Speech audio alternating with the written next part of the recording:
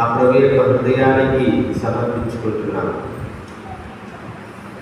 ఈరోజు ఇప్పుడు చదివిన మాటల్లో మనం విన్నట్లుగా, నేను నా తండ్రి ప్రేమలో నెలకొని ఉన్నట్లే మీరును నా ప్రేమలో నెలకొని ఉండండి.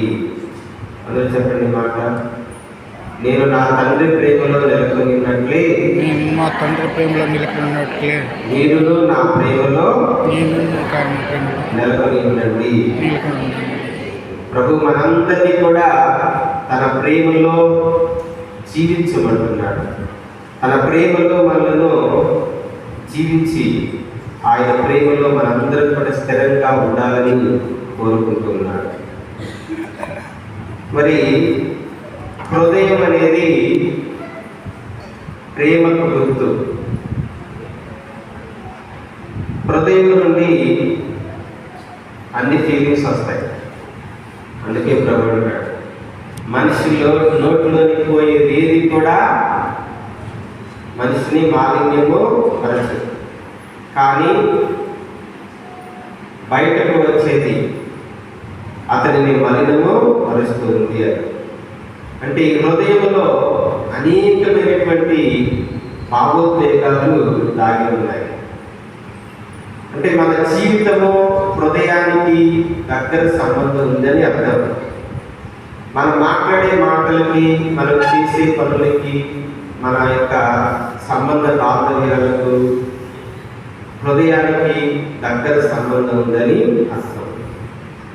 మనం మాట్లాడే మాట తీరుని బట్టి, మనం ప్రవర్తించే విధానాన్ని బట్టి, మనం చేసే పనులను బట్టి, మన వ్యక్తిత్వం ఎలాంటిది, మన యొక్క మనస్తత్వం ఎలాంటిది, మన హృదయం ఎలాంటిది అనేది ప్రతి ఒక్కరు కూడా గుర్తిస్తారు. మరి యేసు ప్రభు యొక్క హృదయాన్ని మనందరం కూడా ధ్యానం చేస్తున్నామంటే ఆయన ఎలాంటి వాడు, ఏ విధంగా మాట్లాడాడు, ఏ విధంగా పనిచేశాడు, ఏ విధంగా ప్రజలతో కలిసిమెలిసి జీవించాడు, ఆయన ఏ విధమైనటువంటి హృదయంతో అందరినీ కూడా ఆకర్షించుకున్నాడు, ఇవన్నీ కూడా మనం సువార్తలో ధ్యానం చేయవచ్చు. సువార్తలు చదివినప్పుడల్లా ఆ ప్రభు యొక్క హృదయము మనకు కంటికి కనిపించినట్లుగా ఉంటుంది. అలాగే మన మనుషుల యొక్క జీవితాలు కూడా అంతే. హృదయం నుండి సమస్తము కూడా మనం మరి బహిర్గతం చేయబడుతుంది. అందుకని వాక్యం చదివినట్లయితే మనకు అర్థమవుతుంది. లూకాసు వార్త 24వ అధ్యాయము 32వ వచనం అందరూ చదవాలన్నా. అంతటా వారు ఒకరితో ఒకరు ఆయన మార్గములలో మనతో మాట్లాడినప్పుడు లేఖనములన్నీ మనకు వివరించినప్పుడు మన హృదయములు ప్రజ్వలిల్లలేదా? అంటే మన హృదయంలో ఎందుకు ప్రజ్వలిల్లలేదు అంటే మనలో ఎందుకు ఆలోచన రాలేదు, మనలో ఎందుకు ఆ భావం కలగలేదు, మనలో ఎందుకు ఆ ప్రేరణ రాలేదు, ఆలోచన రాలేదు, ఆ ప్రేరణ కలగలేదు, ప్రజ్వలిల్లలేదు అని మన హృదయంలో ఎందుకు ప్రజ్వలిల్లలేదు? ఆయన మనతో మాట్లాడినప్పుడు, మన లేఖనాలన్నీ కూడా వివరించినప్పుడు మన హృదయం ఎందుకు ప్రజ్వలిల్లలేదు? కాబట్టి మన హృదయాలలో ఆ ప్రేమ అనేది ప్రజ్వలిల్లాలి. దేవుని యొక్క మాటలు విన్నప్పుడు, దేవుని యొక్క కార్యములు మనం చూసినప్పుడు, ఈ దివ్య బలి పూజలో మనందరం కూడా పాల్గొన్నప్పుడు, ఈ ఆరాధనలో మనం పాల్గొన్నప్పుడు, మన పాటలు పాడేటప్పుడు, ప్రార్థన చేసేటప్పుడు మన హృదయాలు ప్రజ్వలిల్లాలి. ఏ విధమైనటువంటి భావంతో, ఏ విధమైనటువంటి ఆలోచనలతో మన హృదయాలు ప్రజ్వలిల్లాలంటే దేవుని పట్ల ప్రేమతో మన హృదయాలు ప్రజ్వలిల్లాలి. దేవుడు మన ఎడల చూపించే కరుణ కృపను బట్టి మన హృదయాలు ప్రజ్వలిల్లాలి. కాబట్టి ఆ శిష్యులు పొందినటువంటి అనుభూతి అలాంటిది. మన హృదయములు ప్రజ్వలిల్లలేదా అని వారందరూ కూడా అనుకున్నారు. అలాగే కొన్ని సందర్భాల్లో మన కపటంగా ఉంటాయి, మోసకరంగా ఉంటాయి. మనతో మంచిగా ఉన్నట్లు ఉంటారు, కానీ మోసం చేసేటువంటి భావనతో మనతో నిలుగుతూ ఉంటారు. కానీ ప్రభు యొక్క హృదయం అలా ఉండదు. ప్రభు యొక్క హృదయము అందరినీ కూడా ప్రేమించి కరుణించి కాపాడేటువంటి హృదయం. అందుకని ఇర్మియా గ్రంథము 17వ అధ్యాయం 9వ వచనంలో ఈ మాటలు చెప్పబడు. హృదయములకు ఉన్నంత కపటము దేనికి లేదు, దాని రోగమును కుదర్చలేము, దాన్ని ఎవడు అర్థం చేసుకోగలడు? ప్రభుడైన నేను మనస్సులను హృదయమును పరిశీలిస్తును, హృదయమును పరీక్షిస్తును,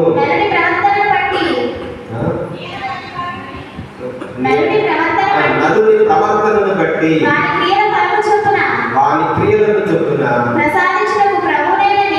ప్రభుడైన నేను హృదయమును పరిశీలిస్తును, పరీక్షింతును. Praise the Lord. Hallelujah, hallelujah. కాబట్టి ఇక్కడ ప్రభు అంటున్నాడు, ప్రభు యొక్క హృదయానికి మన హృదయానికి పోల్చుకోవాలి. అందుకనే మాస్టరు ఆరంభంలో చెప్పారు, పునీత మార్గదర్శక మరియమ్మ ప్రభు యొక్క హృదయాన్ని చూసి ఈ విధంగా ప్రార్థన చేసుకునేది. ప్రతి తిరుహృదయ ప్రార్థనకు మనం చెప్తూ ఉన్నాం, ప్రభువా మా హృదయములు మీ హృదయములకు ఒప్పి ఉన్నట్లుగా చేయండి స్వామి. Praise the Lord. Hallelujah, hallelujah. కాబట్టి మన హృదయాలు ఎలా ఉన్నాయి, ఆ యేసు ప్రభు యొక్క తిరు హృదయము ఎలా ఉన్నది? ఎందుకంటే ఈ నెలంతా కూడా పోప్ గారు ఆ బుక్కి తీసుకున్నారు. బాబు ఆ బుక్కి తీసుకున్నారు. పోప్ గారి యొక్క ఉద్దేశం కూడా అదే.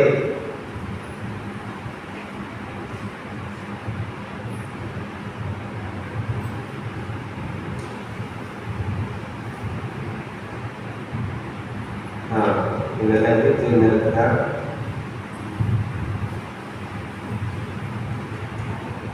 ఏమన్నారంటే పోప్ గారు, ఈ ప్రపంచమంతా కూడా దేవుని యొక్క ప్రేమ వలన, కృప వలన, దయ వలన నడిపింపబడాలి అని అంటున్నాడు. అలాగే a personal relationship with Jesus and for his heart, learn to have compassion on the world. చూసారా పోప్ గారి యొక్క ఉద్దేశం, ప్రతి నెల జగద్గురువులు ప్రపంచానికి ఒక ఉద్దేశాన్ని ఇస్తారు. అందుకని ఉదయకాల ప్రార్థనలో మనం చదువుతాం, పొత్తు తలంపు కొరకు, పైసలు కార్యాల కొరకు, తీర్చవ ఉద్దేశం కొరకు, పోపు గారి ఉద్దేశం కొరకు మనం సమర్పణ చేస్తాం. ఉదయకాల సమర్పణ ఇవన్నీ కూడా మనం ప్రార్థన చేసేవి, ఆచరించేవన్నీ కూడా మనం నేర్చుకోవాలి. కాబట్టి పోపు గారు ఏమంటున్నారంటే, వ్యక్తిగతంగా క్రీస్తు ప్రభువుని తెలుసుకోవాలి. పర్సనల్ రిలేషన్షిప్ విత్ జీసస్, ఆయనతో మనం సాన్నిహిత్యంగా, స్నేహంగా ఉండాలి. క్రీస్తుకు మనం స్నేహంగా ఉండాలి, స్నేహితులుగా ఉండాలి. ప్రభు కూడా మనల్ని అలాగే ప్రేమించాడు. మిమ్మల్ని స్నేహితులని పిలుస్తున్నాను అని అన్నాడు. అటువంటి స్నేహ బంధం అనేది క్రీస్తుకు మనకు మధ్య ఉండాలని, ఆ తర్వాత ఆయన హృదయంలో దాగి ఉన్నటువంటి ఆ కంపాషన్, ఆ దయ, ప్రేమ, కృపలో ప్రపంచానికి మనం చూపించాలి అని పోప్ గారి యొక్క ఉద్దేశం. Praise the Lord. Hallelujah, hallelujah. ఈ జూన్ నెల యొక్క ఉద్దేశం. కాబట్టి అందుకనే నేను ఈ వాక్యాన్ని మీకు బోధిస్తున్నాను. కాబట్టి మన హృదయాలకి ఆయన హృదయానికి ఎటువంటి సంబంధం ఉంది? అందుకే మన హృదయాలు కపటంగా ఉన్నాయా? అందుకే ఇర్మియా గ్రంథం అంటున్నాడు, మానవుని యొక్క హృదయము కపటమైనది, దాని రోగాన్ని కుదర్చలేదు. కానీ దేవుడు ఏమంటున్నాడు, నేను ప్రతి ఒక్కరి హృదయాన్ని పరిశీలించేవాడిని, పరీక్షించేవాడిని, వారి యొక్క క్రియలను బట్టి, మాటలను బట్టి, చేతలను బట్టి నేను వారికి అనుగ్రహాలను దయచేస్తాను. వారికి అనుగ్రహాలు ఆశీర్వాదాలను దయచేస్తానన్నాడు. కాబట్టి మన హృదయాలను పరిశీలించుకున్నాం. అలాగే సామెతల గ్రంథం 4వ అధ్యాయము 21-24 వచనాలు. అన్నిటికంటే ముఖ్యంగా నీ హృదయమును పదిలము చేసుకొనుము. నీ జీవ గతికి మూలాధారం అదే. చూసారా, అన్నిటికంటే ముఖ్యంగా నీ హృదయాన్ని పదిలము చేసుకో, జాగ్రత్త పరుచుకో. నీ హృదయం ఎలా ఉంది, నీ ఆలోచనలు ఎలా ఉన్నాయి, నీ పనులు ఎలా ఉన్నాయి, నీ సంబంధాలు ఎలా ఉన్నాయి, నువ్వు వేటి కొరకు నీ హృదయం ఇదిగో ఆరాటపడుతుంది. ఇవన్నీ కూడా నీ హృదయాన్ని పరీక్షించుకుని దాన్ని పదిలం చేసుకో. ఎందుకంటే నీ జీవిత స్థితిగతి మూలాధారం అదే. నీ జీవితాన్ని నిర్దేశించేది అదే. నీ జీవితానికి మార్గం చూపించేది నీ హృదయమే. నీ హృదయంలో ఏవైతే ఉన్నాయో, ఏవైతే ఆలోచనలు ఉన్నాయో, నీ హృదయంలో ఏవైతే ఆశలు ఉన్నాయో, దాన్ని బట్టి నీ మార్గము, నీ జీవిత గతి అనేది నడుస్తుంది. కాబట్టి పరిశీలించుకో అని దేవుడు. తర్వాత వచ్చిన నీ నోటితో అబద్ధములు చెప్పకము, నీ పెదవులతో వంచన వాక్కులు పలకకము. అది. కాబట్టి మన హృదయమును పదిలపరుచుకోవాలి. కాబట్టి మన హృదయాన్ని యేసు హృదయానికి అర్పించుకుందాం. మన హృదయాన్ని, మన మనసును, మన జీవితాన్ని యేసు హృదయానికి అర్పించుకుందాం. ఆయన మన రోగములను కుదిర్చేవాడు. మాస్టర్ చక్కని మాట చెప్పారు వాక్యంలో పవిత్రాత్మ గురించి. ఏమన్నారు? దావీదు భక్తుడు ఏమన్నాడు? ఇదిగో నాకు నిర్మల హృదయమును దయచేయుము, నా హృదయమును కడుగుము, నా హృదయమును శుద్ధి చేయు. ఆ దావీదు కీర్తన 51వ కీర్తనలో చెప్పిన మాట. నా హృదయమును కడుగుము, నా హృదయమును శుద్ధి చేయము. కాబట్టి ప్రతి దివ్య బలి పూజలో ప్రభు మన హృదయాన్ని శుద్ధి చేస్తున్నాడు. Praise the Lord. Hallelujah, hallelujah. మన హృదయాన్ని కడుగుతున్నాడు, మన హృదయాన్ని శుద్ధి చేస్తున్నాడు, కడుగుతున్నాడు. పాప సంకీర్తన చేసినప్పుడల్లా ప్రభు మన హృదయాన్ని శుద్ధి చేస్తున్నాడు, కడుగుతున్నాడు. ఈ పవిత్రమైన పూజలో, నిండు పూజలో పాల్గొన్నప్పుడల్లా ప్రభు మన హృదయాన్ని శుద్ధి చేస్తున్నాడు, కడుగుతున్నాడు. దేవుడారా, కాబట్టి ఈ విధంగా మనందరం కూడా ప్రభు యొక్క మన హృదయాలను ఆ ప్రభువుకి సమర్పించుకున్నాం. ఒకసారి మనందరం కూడా ఆ ప్రభు యొక్క హృదయం ఎలాంటిది అనేది సువార్తల్లో ఆధారంగా తీసుకుని ధ్యానం చేద్దాం. ప్రభు యొక్క సువార్తలను ఆధారంగా తీసుకుని ధ్యానం చేద్దాం. ఎందుకంటే మనందరం కూడా చదువుతాం, ఆయన చివరి వరకు ప్రేమించను అని. ప్రభు మనను చివరి వరకు ప్రేమించను. ఎవరిని? తన వారిని అని మన వాక్యం వింటాం.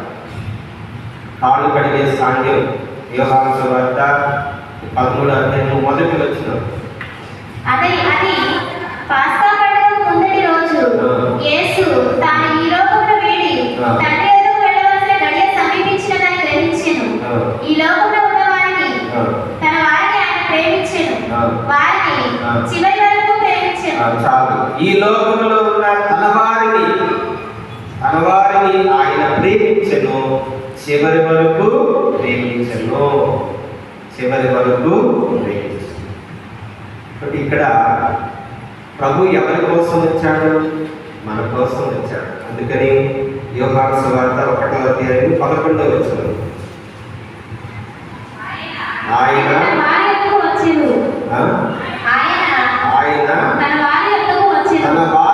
వచ్చెను, కానీ తన సొంత వారే ఆయన అంగీకరించలేదు. Praise the Lord. Hallelujah, hallelujah. ఆయన తన వారి వద్దకు వచ్చెను, కానీ తన వారి ఆయనను అంగీకరించలేదు అని మన వాక్యం చెప్తున్నాం. కాబట్టి ప్రియమైన సహోదరి సహోదరులారా, అరే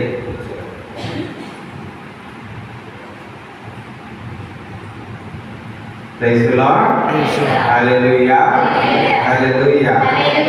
ఆయన తన వారి వద్దకు వచ్చెను అని మన వాక్యం. ఎవరు తన వారు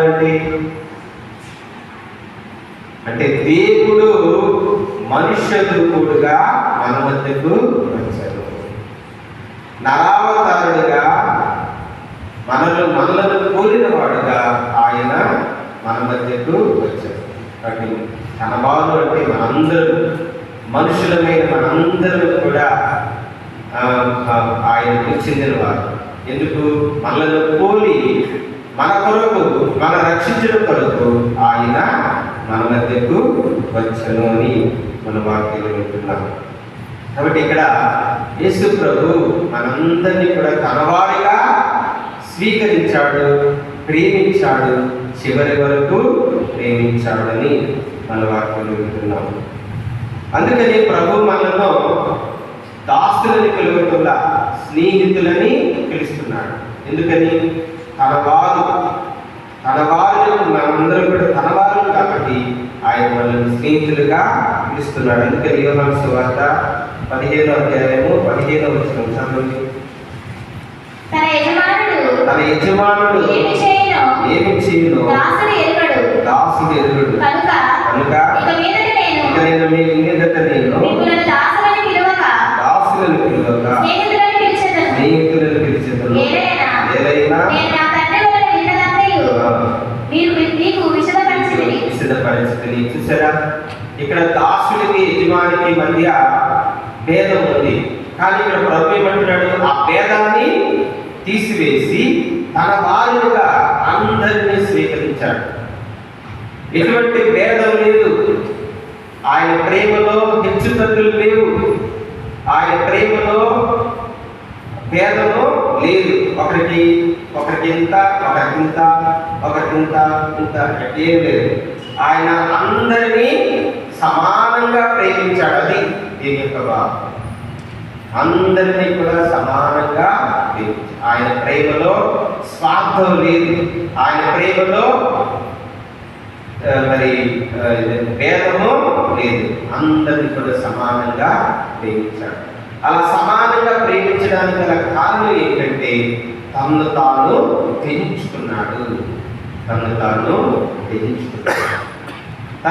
త్యజించుకున్నాడు కాబట్టి అందరినీ కూడా ఆయన తన ప్రేమతో నింపాడు. తన ప్రేమతో ఆయనను పరిపూర్ణమైన ప్రేమతో అందరినీ కూడా ప్రేమించాడు. ఆయన ప్రేమలో స్వార్థము లేదు. అందుకని ఫిలిప్పీయులకు రాసిన లేఖ 2వ అధ్యాయం 7వ వచనంలో ఆయన తను తాను రిక్తుని చేసుకుని సేవక రూపము దాల్చి మానవ మాత్రుడిగా జన్మించెను. ఆయన అన్ని విధములుగా మానవ మాత్రుడైంది. అందరికంటే వినయం గలవాడై మరణం వరకును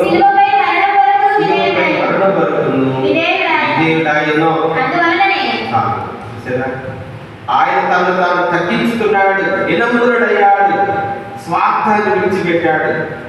ఇదిగో అందరి కొరకు ఆయన ప్రేమలో ఏ భేదము లేదు. అందరి కొరకు, సర్వమానవాళి కొరకు, సర్వమానవ జాతి కొరకు, వారు వీరు అని భేదం లేదు. ఆ దేశం ఈ దేశం, ఆ రంగు ఈ రంగు, ఏ భేదము లేదు.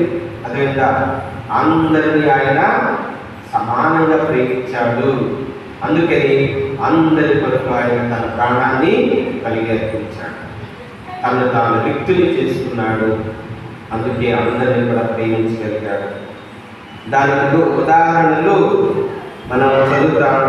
సమరయ స్త్రీ, యోహాను సువార్త 4వ అధ్యాయము 5-7 వచనాలు, 5 నుండి 7 వరకు. సికారు పట్టణంలోకి వచ్చింది. అది యాకోబు తన కుమారుడు యోసేపునకు ఇచ్చిన పొలము సమీపంలో ఉన్నది. అక్కడ యాకోబు బావి ఉండేది. యేసు ప్రయాణపు పడకచే ఆ బావి వద్ద కూర్చుండెను. అది మధ్యాహ్నపు వేళ. ఒక సమరయ స్త్రీ నీటి కొరకు అక్కడకు వచ్చాను. యేసు, నాకు త్రాగుటకు నీరు ఇవ్వు అని ఆమెను అడిగాను. ఆయన శిష్యులు ఆహార పదార్థం కొని తెచ్చుటకు పట్టణంలోకి వెళ్ళింది. ఆమె యేసుకు 5 నుంచి 7 వరకు చదువుతున్నావా? 5 నుంచి 7 వరకు చదువుతున్నావా? Praise the Lord. గట్టి చెప్పండి, praise the Lord. Hallelujah, hallelujah. ప్రభు ఇక్కడ దాహం అడిగాడు. ఎందుకని? ఆయన తను తాను వ్యక్తుల్ని చేసుకున్నాడు, సమస్తాన్ని విడిచిపెట్టాడు. ఖాళీ అయిపోయింది ఆయన హృదయం. ఇప్పుడు ఆయన హృదయంలో ప్రేమ కోరుతుంది.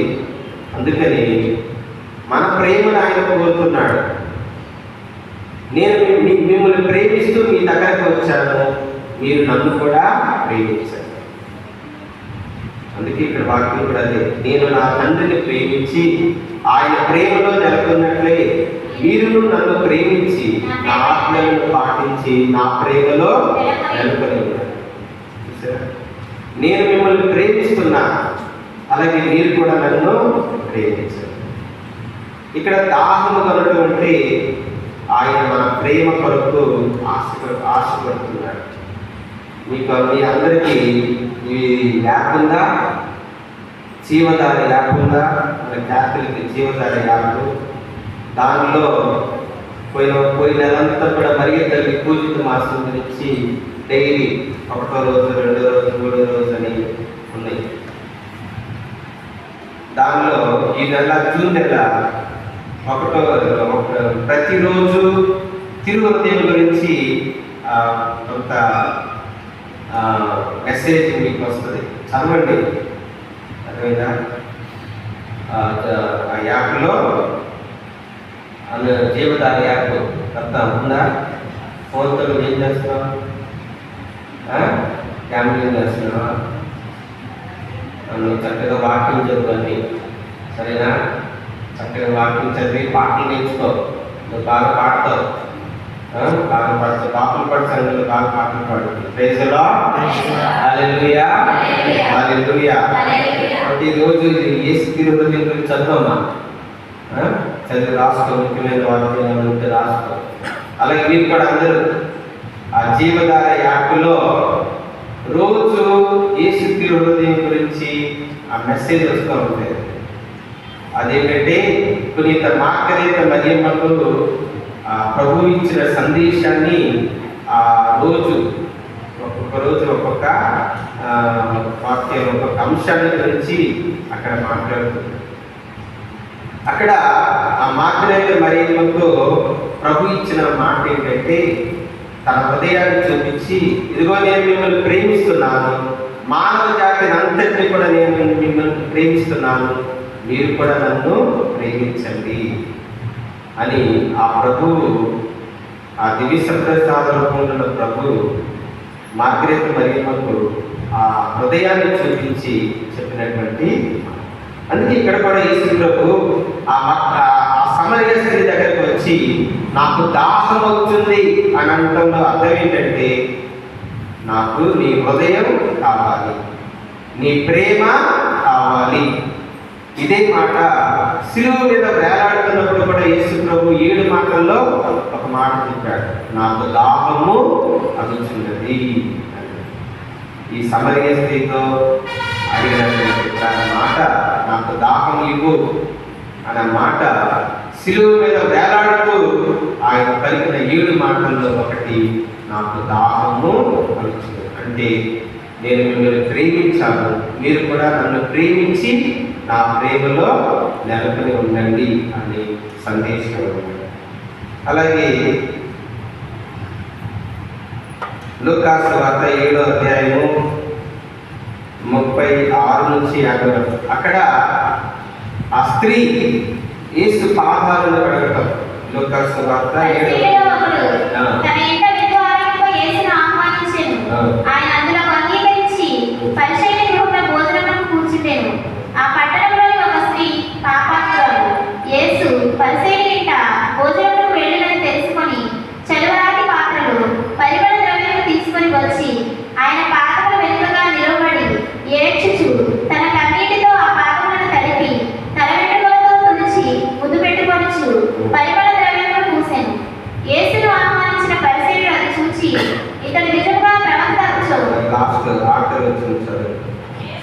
47 ఈమె అధికంగా ప్రేమించినది కనుక ఈమె అధికంగా ప్రేమించినది కనుక ఈమె చేసిన అనేక పాపములు క్షమింపబడినవి.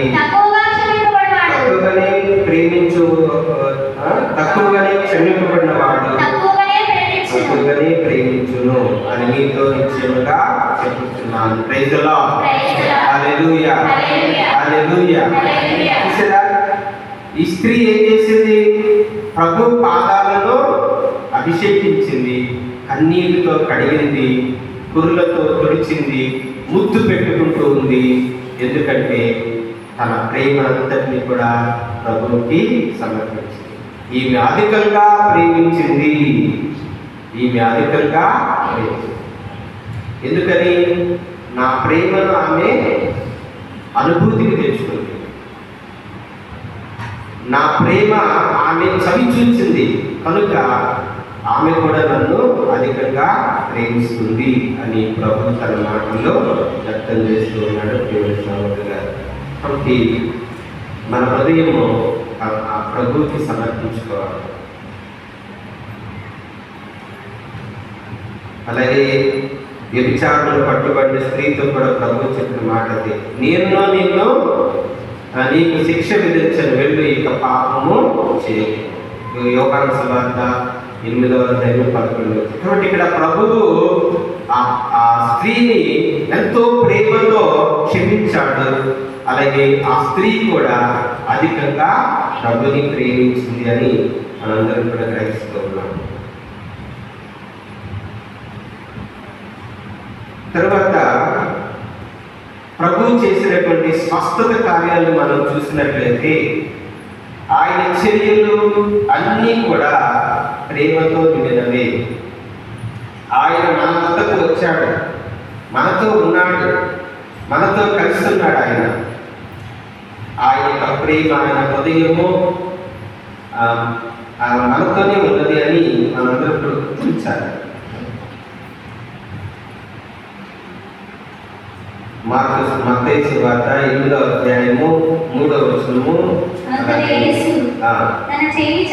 తన చేతిని చాచి అతనిని తాకి నాకు ఇష్టమే, నీకు శుద్ధి కలుగును గాక అని పలికింది. Praise the Lord. Hallelujah, hallelujah. ఇక్కడ కుష్ఠరోగి ప్రభు పాదాల దగ్గర పడి, ఇదిగో నీకు ఇష్టమైతే నన్ను శుద్ధి చేయన్నాడు. కానీ ప్రభు ఏం చేస్తున్నాడు? వారిని తాకి, ఇదిగో వారి వైపు చూసి, ప్రేమతో చూచి, జాలితో చూచి, నాకు ఇష్టమే, నీవు శుద్ధి పొందుము అని చెప్పి స్వస్థత పరిచాడు, చేయి చాచి. అంటే ఆ ప్రభు యొక్క ప్రేమ వాళ్ళను స్పర్శిస్తుంది. ఆ ప్రభు యొక్క ప్రేమ, ఆయన యొక్క దివ్య హృదయము మనను స్పర్శిస్తుంది, మనల్ని తాకుతుంది. అలాగే అదే అధ్యాయంలో 15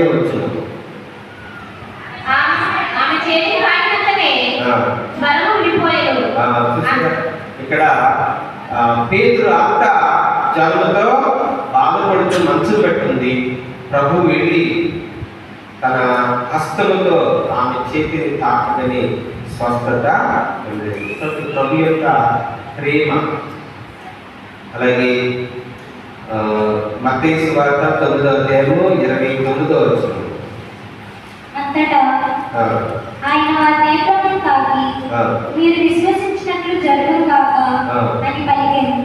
వెంటనే వారు దృష్టిని పొందెను. చూసారా, ఇక్కడ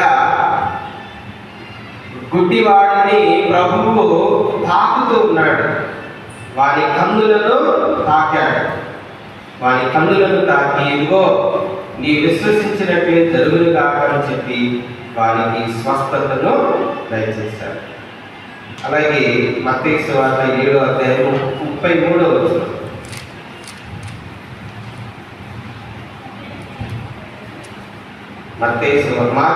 మార్కు సువార్త 7:33. యేసు వారిని జనసమూహం నుండి ప్రక్కకు తీసుకొని పోయి వారి చెవులలో తన వేళ్ళు పెట్టి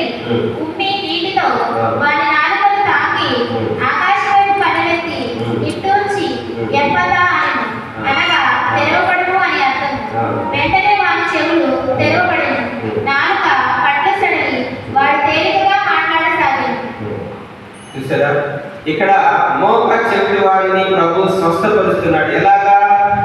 ఉమ్మి నీటితో వారి చెవులను తాకాడు, వారి నాలుకను తాకాడు ప్రభు.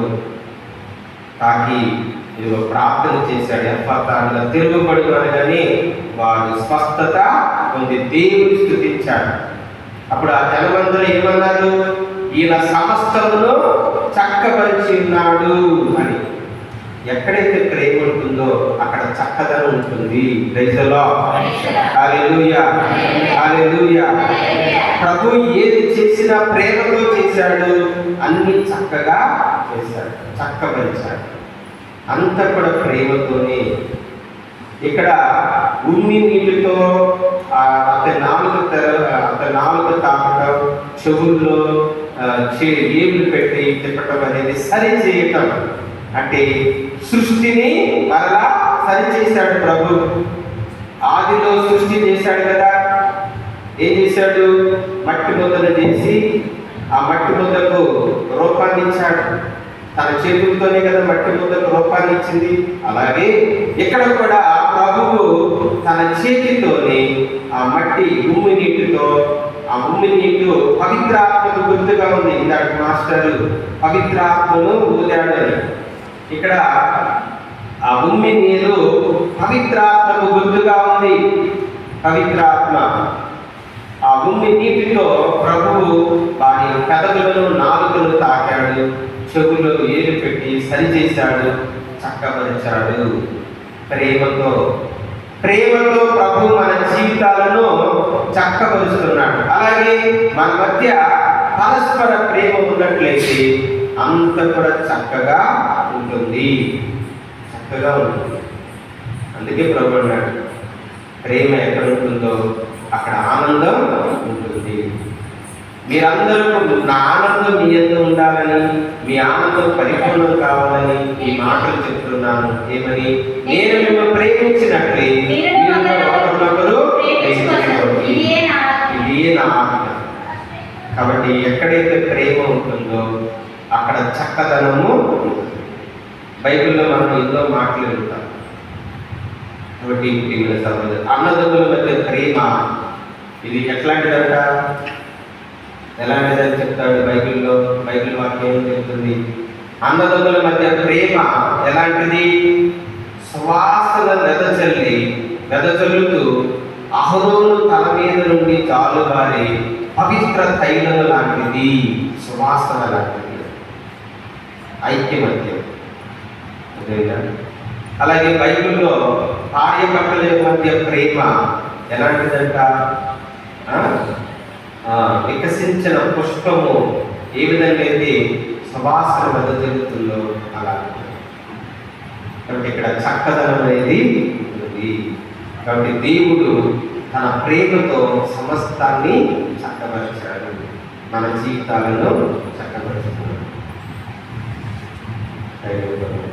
తర్వాత కొన్ని అటువంటి ప్రేమకు మనందరం కూడా ఆకర్షితులు అవుతూ మనలో కొన్ని బాధలు, కష్టాలు, శోధనలు వస్తూ ఉంటాయి. ఆ సమయంలో కూడా మనము నిరుత్సాహపడకుండా ఇదిగో ప్రభు యొక్క ప్రేమకు ఆకర్షితులం కావాలి. అవేంటంటే కొన్ని వాక్యాలు. మత్తయి సువార్త 9వ అధ్యాయం 2వ వచనం. అప్పుడు పడకపై పడి ఉన్న పక్షవాత రోగిని ఒకరిని కొందరు ఆయన వద్దకు తీసుకుని వచ్చింది.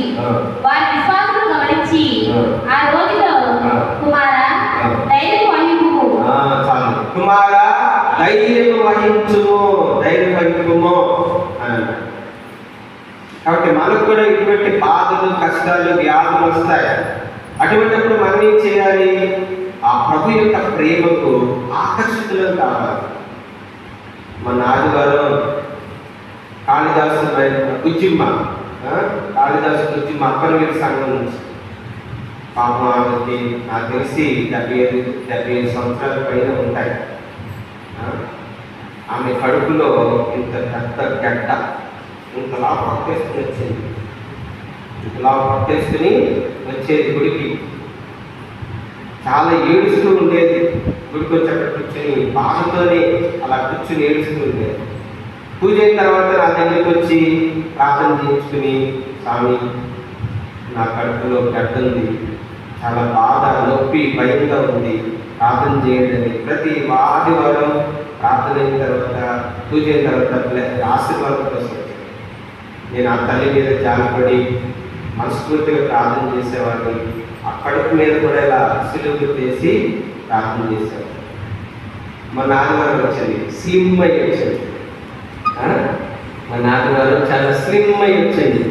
చూస్తే ఆశ్చర్యం, ఏమైంది అంటే ఆపరేషన్ చేయించాను. ఆ పిల్లలు చెప్పారు, రాజేష్ వాళ్ళ మనవడు చెప్పాడు, నాన్నకి ఆపరేషన్ చేశారు, బాగానే ఉంది అని. లెసన్కి వెళ్ళినప్పుడు అక్కడ కనిపించిన వాళ్ళ దగ్గర కనిపించిన, ఎక్కడ ఉందంటే వేరే కూతురు దగ్గరికి వెళ్ళి అక్కడ ఉందండి. మా నాన్నగారు చూసేసరికి చాలా స్లిమ్గా ఉంది, చాలా చక్కగా అందంగా, పొట్టంతా పోయి చాలా స్లిమ్గా అనిపిస్తుంది, ఆరోగ్యం చాలా హ్యాపీ అనిపిస్తుంది, సంతోషం. కాబట్టి ప్రియమైనదా, నేను చెప్పాను నా మామకి చెప్తాను, మా భయపడమాకు, ధైర్యంగా ఉంటుంది, ఏం కాదలే, ప్రార్థన చేసుకో, రోజు చెప్పుకో అని చెప్పేవాడు. కాబట్టి ఇక్కడ ప్రభువు కూడా అదే అంటున్నాడు. ఆ బుజ్జిమ్మ ప్రభు యొక్క ప్రేమకు ఆకర్షితురాలైంది. తన కడుపులో ఇంత గెట్టున్నా కూడా ఆమె ఆదివారం ఇంటి దగ్గర కూర్చోలా. ప్రతి ఆదివారం ఇంటికి వచ్చేది, దేవుని పూజలో పాల్గొనేది. ఎందుకు? ఆమె ప్రభు ప్రేమ కొరకు ఆకర్షితురాలి. ఈరోజు ఆమె ఆరోగ్యంగా స్వస్థత, ఆపరేషన్ కూడా మంచిగా జరిగింది. ఆమె ముఖంలో కళ, ఎందుకని? ధైర్యం ప్రభు మనకిచ్చే కుమార ధైర్యంగా ఉండము. కాబట్టి మనం కూడా మన శోధన బాధల సమయంలో ఇదిగో నిరుత్సాహపడకుండా ప్రభు ప్రేమకు మనం ఆకర్షితులమైతే ఆయన మనకు ధైర్యాన్ని ఇస్తారు. అలాగే మత్తయి సువార్త 9వ అధ్యాయం 22వ వచనంలో వెనుకకు తిరిగి ఆమెను చూచి, కుమారి ధైర్యము వైపుము, నీ విశ్వాసము నిన్ను స్వస్థపరిచెను. చూసారా? ఆ స్త్రీ కూడా ఎన్నో సంవత్సరాలు బాధపడింది, ఎన్నో సంవత్సరాలు కష్టపడింది, ఎన్నో సంవత్సరాలు మరి అంత కూడా పోగొట్టుకుంది వైద్యం కోసం. అని ప్రభువు మీద ప్రేమతో, విశ్వాసంతో ఆయన దగ్గరికి ఆకర్షితాలైంది. ఇదిగో తాకినంతనే స్వస్థత పొందింది. ప్రభు, కుమారి ధైర్యంగా ఉండు, నీ విశ్వాసం నిన్ను స్వస్థపరిచింది. ఆ ప్రభు యొక్క ప్రేమ. అలాగే పీతరు గారితో కూడా ప్రభు అంటాడు, ఆ నదిలో సముద్రంలో మునిగిపోతున్న సమయంలో మత్తయి సువార్త 14వ అధ్యాయము 31వ వచనం, చెయ్యి చాచి పట్టుకొని అల్ప విశ్వాసి నీవేళ సందేహించితివి అని ప్రభు వారిని చెయ్యి పట్టుకుని జాలితో, ప్రేమతో పైకి లేపుతాడు. Praise the Lord. Hallelujah, hallelujah, hallelujah. కాబట్టి ఇక్కడ మనం మునిగిపోతున్న సమయంలో, కష్ట సమయాలలో, బాధల సమయాలలో, శోధన సమయంలో మనకి ఎన్ని బలహీనతలున్నా, ఎన్ని బాధలు, కష్టాలున్నా, ఎన్ని సమస్యలున్నా కూడా మనము ప్రభు తట్టు తిరగాలి. ప్రభు ప్రేమకు ఆకర్షితులం కావాలి. ఆయన హృదయానికి మనం సమర్పించుకోవాలి.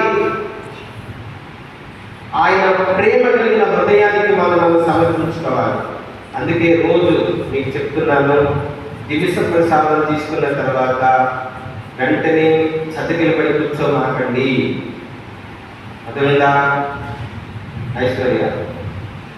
దివ్య ప్రసాదం తీసుకున్న తర్వాత మీరు వెంటనే వెళ్ళి పితాముద్ర వేసుకుని వెంటనే కూర్చుని దిక్కులు చూడొద్దు, వాళ్ళ వైపు వీళ్ళ వైపు మోకరించి చేతులు జోడించి కళ్ళు మూసుకొని నిన్ను ప్రేమించి తన ప్రేమకు చిహ్నంగా తన శరీర రక్తాలలో నీకు ఆహారం ఇచ్చి నీలో నివసించడానికి, నీతో ఉండటానికి ప్రభు నీలోకి వచ్చాడు. ఆ ప్రభు యొక్క ప్రేమను జ్ఞాపకం చేసుకోవాలి.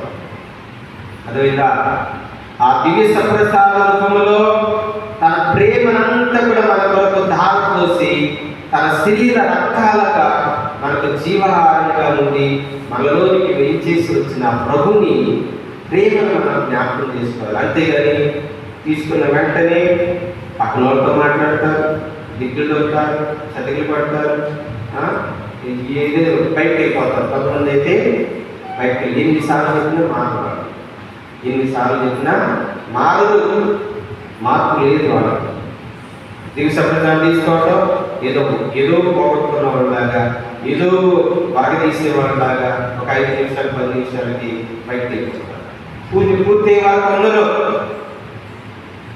పూజ చివరి ప్రార్థన వరకు ఉండదు. చాలా తప్పది, చాలా తప్పు. కాబట్టి మీకు చెప్పేది ఏంటంటే, నా వ్యక్తిగతంగా అలాగే ప్రభు మీకు చెప్పేది ఏంటంటే, దివ్య సప్రసాదాలు. అందుకని ప్రభు మనల్ని అనాథలుగా విడిచిపెట్టలేదు. ఈ దివ్య సంస్కార రూపంలో, ఈ దివ్య సప్రసాద రూపంలో తన హృదయాన్ని మనకు సమర్పించాడు, తన హృదయాన్ని మనకు అర్పించాడు. మనల్ని అనాథలుగా విడిచిపెట్టలేదు. యోహాను సువార్త 14వ అధ్యాయము 18, 19 వచనాలు. నేను మిమ్మల్ని అనాథలుగా విడిచిపెట్టను, నేను మీ అంతకు వస్తును. చూసారా, నేను మీ అంతకు వస్తును. ఎలా వస్తున్నాడు ప్రభు? అనాథలుగా విడిచిపెట్టాలన్నటువంటి ప్రభువు ఎలా వస్తున్నాడు మన వద్దకి? దివ్య సప్రసాద రూపంలో. రైతులో అందరూ చేతులు ఉన్నాయి కదా, దివ్య సప్రసాద ప్రభు వైపు చూసి గట్టిగా చెప్పండి, రైతులో హల్లెలూయా, హల్లెలూయా, హల్లెలూయా. అటు మీరు అనాథలుగా వదిలిపెట్టను, నేను మీ వద్దకు వచ్చేదను.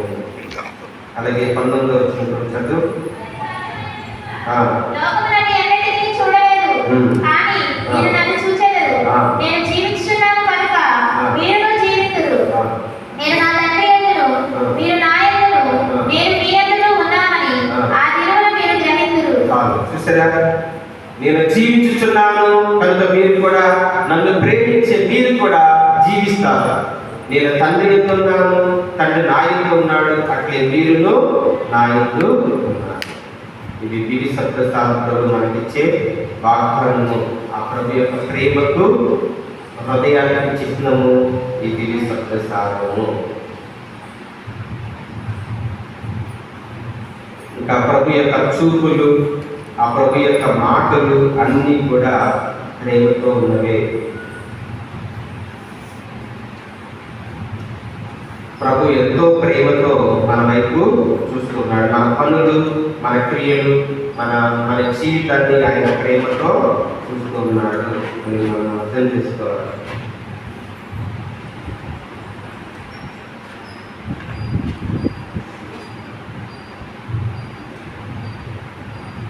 చాలా ఉన్నాయని అవసరం లేదులే. చివరి వాక్యంగా చదవండి. ఈరోజు సువార్తలో ప్రభు పేతురు గారిని అడుగుతూ ఉన్నాడు, పేతురు, మీరందరికంటే ఎక్కువగా నీవు నన్ను ప్రేమిస్తున్నావా? మీరందరికంటే ఎక్కువగా నీవు నన్ను ప్రేమిస్తున్నావా?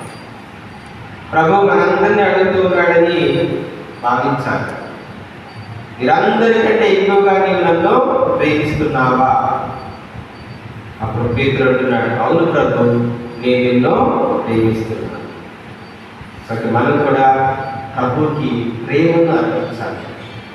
అనగా మన హృదయాన్ని, మన మనసును, మన ఆలోచనలు, మన పనులు, మన జీవితం, మన సమస్తాన్ని ఇలా ప్రభుకి సమర్పించాలి.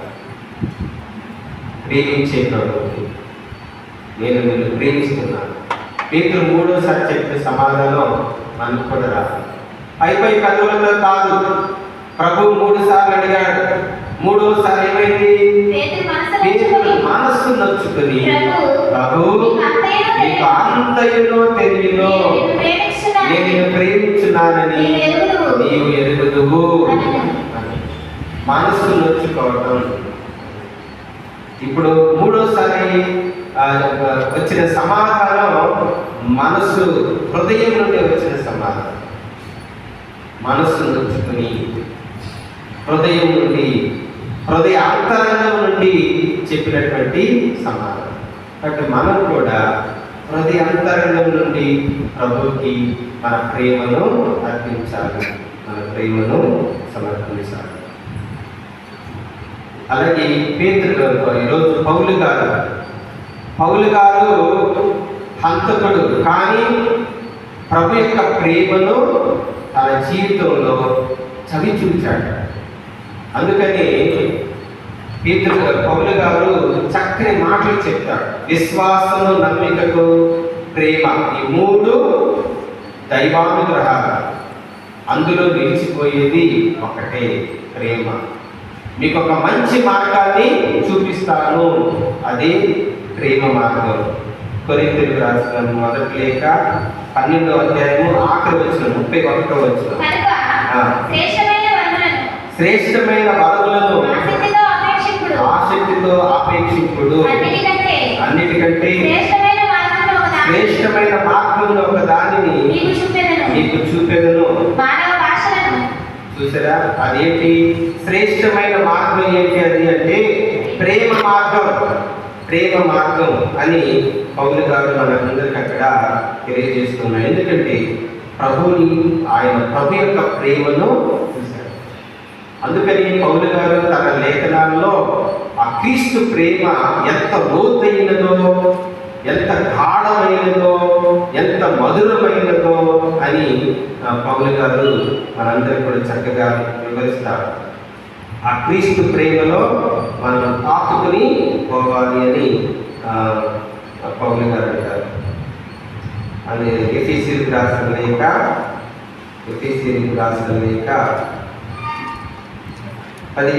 3వ అధ్యాయము 17వ వచనం. విశ్వాసం వలన క్రీస్తు మీ హృదయముల యందు నివాసం ఏర్పరచుకొనుగాక అని ప్రార్థించున్నాను. మీరు ప్రేమలో పాతుకొని పోయి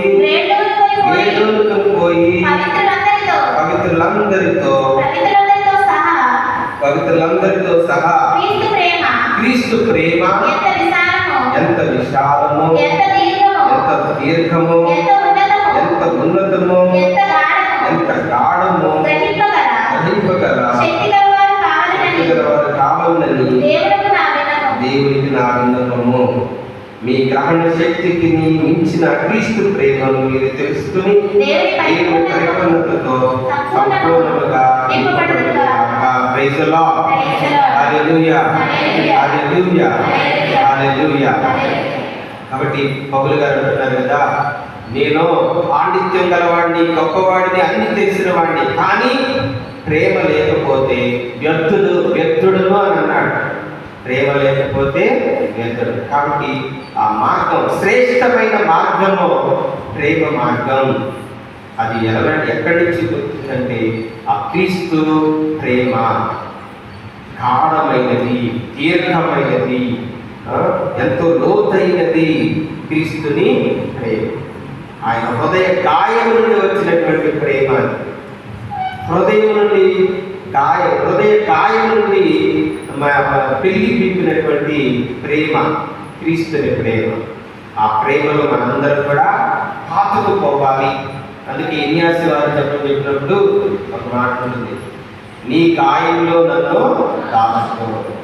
అంటే నీ హృదయ లోతుల్లో నన్ను దాచుకో, నీ ప్రేమలో నన్ను దాచుకొని మనందరం కూడా. Praise the Lord. Hallelujah, hallelujah. కాబట్టి ఈరోజు పౌలు గారు కూడా మొదటి పట్టణంలో క్రీస్తు ప్రభు ఎడల తనకు గల ప్రేమ వలన తన ప్రాణాన్ని ఏ విధంగా దేవునికి అర్పిస్తున్నాడు మనం చూస్తూ ఉన్నాము.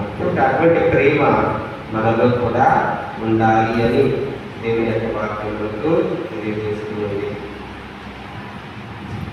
గలతీయులకు రాసిన లేఖ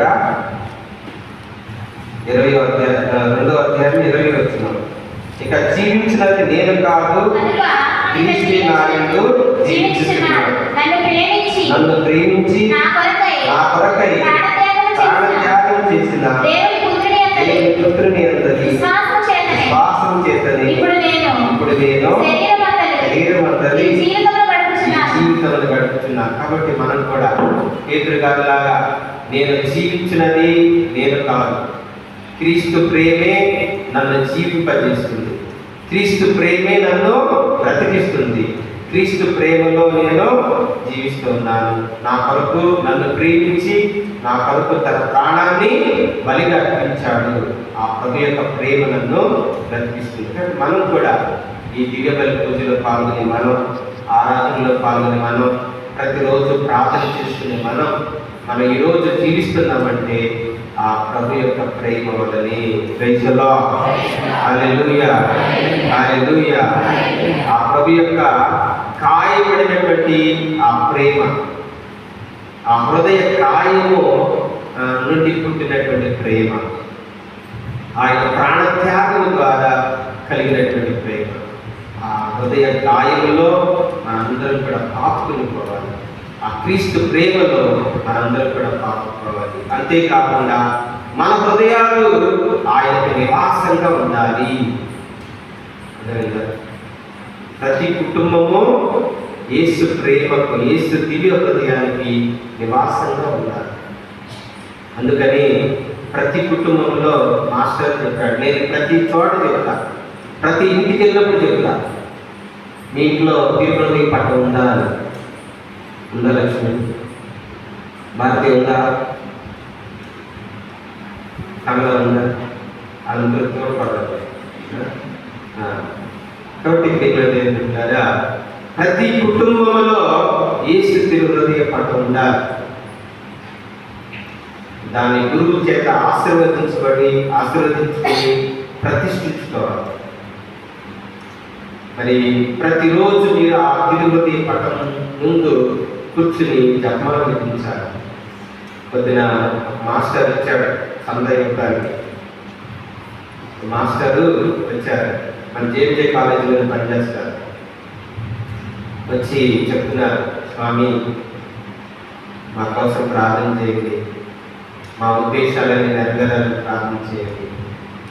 మీరు చెప్పారు కదా, ఈస్టర్ పండుగ రోజు ఆ పాస్కా ఒత్తిని మీరు ఇంటికి తీసుకువెళ్ళండి, ఇక్కడే కరగదీయకోకుండా ఇంటికి తీసుకువెళ్ళండి, అది ఒక చోట పెట్టి ప్రతిరోజు వెలిగించి చెప్పమన్నారు. ఆ ఒత్తి కరిగిపోతున్న సమయానికి మరొక ఒత్తి వెలిగించి ప్రార్థన చేయమని అలా కంటిన్యూ చేయమన్నారు కదా. అలా చేస్తున్నాం మేము, మా కోసం ప్రార్థన చేయండి. మరి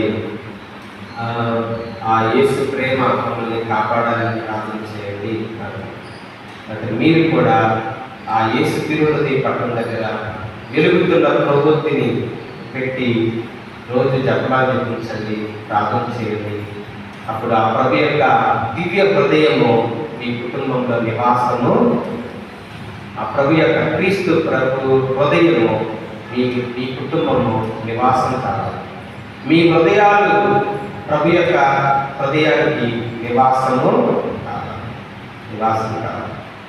ఆ విధంగా మనం ప్రభు యొక్క ప్రేమలో జీవించాలి. పౌలు గారిలాగా జీవించేది నేను కాదు, నా క్రీస్తు ప్రేమ, ఆ క్రీస్తు ప్రేమే నన్ను బ్రతికిస్తుంది, ఆ క్రీస్తు ప్రేమే నన్ను కాపాడుతుంది అని మనం కూడా ఈ ప్రేమలో, ఆ క్రీస్తు ప్రేమలో మనం జీవిస్తాం.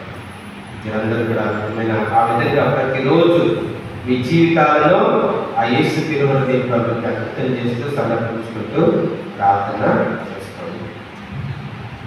అందరూ లేచి నిలబడి